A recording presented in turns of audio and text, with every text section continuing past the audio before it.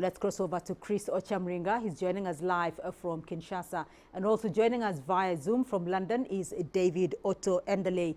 He's an international defense and security analyst and a director on Security for Horn of Africa Institute for Peace and Security.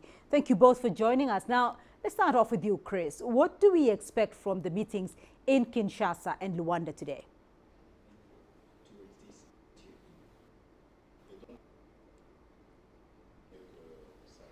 Well, Beatrice, first of all, in Kinshasa, President William Ruto has met his counterpart, Felix Tshisekedi, and he expressed Kenya's commitment to stand with the DRC to resolve the conflict in the east of the country. He said...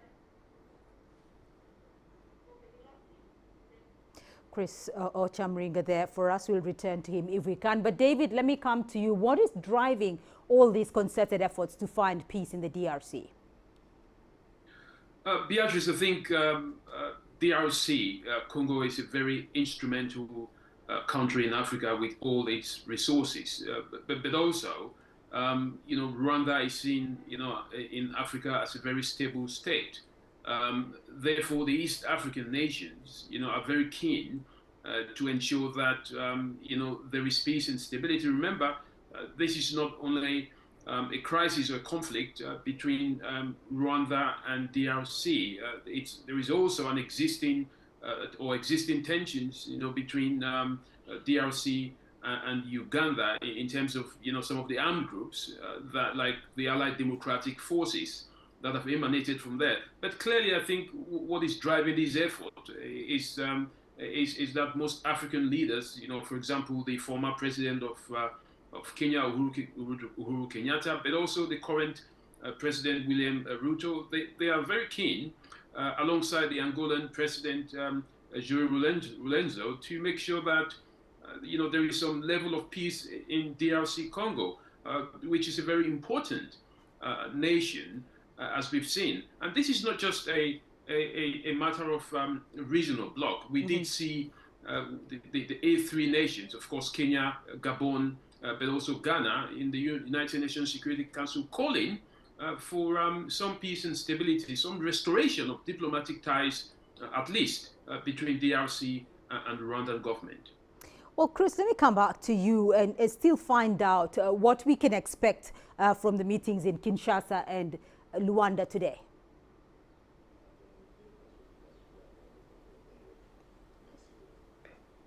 Yes, Beatrice, in Kinshasa, President William Ruto has met with the President Felix Tshisekedi, and he made very clear Kenya's commitment to stand with the Democratic Republic of Congo to resolve the conflict in the east. He said they're also going to deepen bilateral relations, trade between the two countries, and Kenya has already deployed about 900 troops in the city of Goma in the east to help the government troops to fight against the rebels. They are also expected to, the two leaders have urged all the rebel groups to lay down their arms so that they can participate in a dialogue that will be held in Nairobi. The DRC government has made it very clear that they will not have any talks with the M23 rebel groups until the rebels immediately cease fire, withdraw from all the areas that they have captured, and stop receiving funding from Rwanda. The Congolese government says Rwanda has been funding and arming the M23 rebels, using them as a proxy to loot, plunder their minerals in the east. Rwanda has denied that and accused the DRC of working very closely with the militia known as the Democratic Forces for the Liberation of Rwanda. And so the situation has really deteriorated since October 20th. So President Ruto is trying to, help to assure them that this problem in the east will be resolved. Kenya is going to stand shoulder to shoulder with the DRC to resolve this problem. Beatrice? Well, Chris, so what is the situation in Goma as of today, though? Come and have results based on the mission that we have together. Well, Goma is relatively calm, although there have been reports of fighting about 20 kilometers away. I've been talking to people in the east who are saying that there was sounds of gunfire. The rebels have been continuing to fight. On Sunday, there was a very heavy battle around the outskirts of Goma between the M23 rebels and the Congolese army, and there were heavy casualties on both sides. We haven't got any official communication And that is why the DRC government is saying they are not willing to have any talks with the M23 rebels unless they stop fighting and withdraw from all the areas. The situation has really deteriorated. International community is calling on the DRC government to allow peace, to enable all these rebel groups to come together under an initiative led by the East African community known as the Nairobi process. It was supposed to start today, but the DRC government has not sent any representative there because they do not want to have any talks with the M23 unless they fulfill all the conditions that they have urged them to do so. The rebels have refused to do that, and fighting has been going on. So people are trying to come. International community and leaders like William Ruto are here to try and see that this dispute in the east of the DRC is resolved peacefully.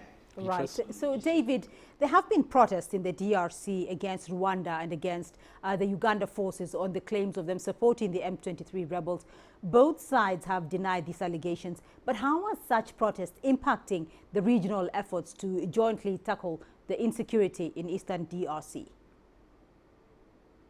It's very clear that the reason why there has been protest is as a result of the impact that the M23 activities are causing in the eastern part of DRC.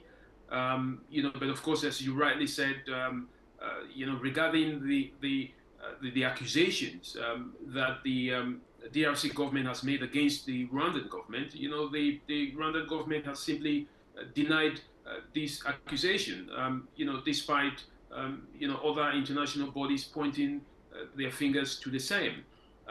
But these protests are simply a demonstration of the humanitarian impact that the M23 rebel activities has been causing in the eastern part of DRC.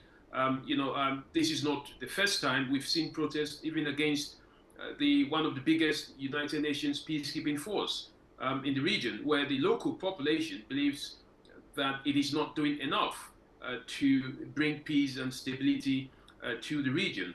But clearly, I think there is some progress, especially from regional states like Kenya, with the parliament recently authorizing about 900 troops, to be deployed, as part of the East African Community Bloc contribution forces. So perhaps, this protest, as you call it, is, has clearly yielded some fruits in terms of, calling for not just national attention, but also the regional and international attention that has been focused, to bring back, not just restore the diplomatic relations. Of course, we know that the Rwandan government had, their